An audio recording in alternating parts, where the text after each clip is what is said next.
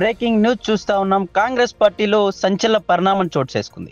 ఈ మేరకు పార్టీలో ఎమ్మెల్సీగా ఉన్నటువంటి తీన్మార్ మల్లన్నను సస్పెండ్ చేస్తూ పార్టీ క్రమశిక్షణ కమిటీ చైర్మన్ చిన్నారెడ్డి గారు సస్పెన్షన్ ఆర్డర్ ని జారీ చేశారు. ఓ వర్గంపై వివాదాస్పద వ్యాఖ్యలు, కులగణన విషయంలో సొంత పార్టీ ప్రభుత్వంపై విమర్శలు చేస్తున్న ఎమ్మెల్సీ తీన్మార్ మల్లన్నకు కాంగ్రెస్ పార్టీ అధిష్టానం ఊహించని షాక్ ఇచ్చింది.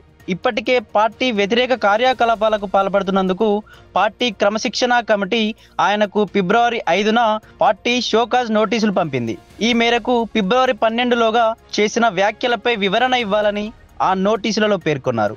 కానీ తీన్మార్ మల్లన్న నుంచి పార్టీ క్రమశిక్షణ సంఘానికి ఎలాంటి సమాధానం రాలేదు.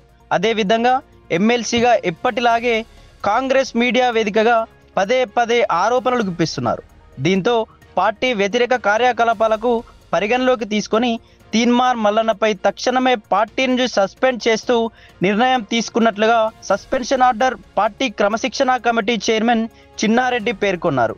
కాగా తెలంగాణ కాంగ్రెస్కు నూతన ఇన్ఛార్జిగా ఎన్నికైన మీనాక్షి నటరాజన్ హైదరాబాద్కు వచ్చిన మరునాడే ఎమ్మెల్సీ తీన్మార్ మల్లన్నపై వేటు పడటం కాంగ్రెస్ పార్టీ శ్రేణుల్లో హాట్ టాపిక్గా మారింది.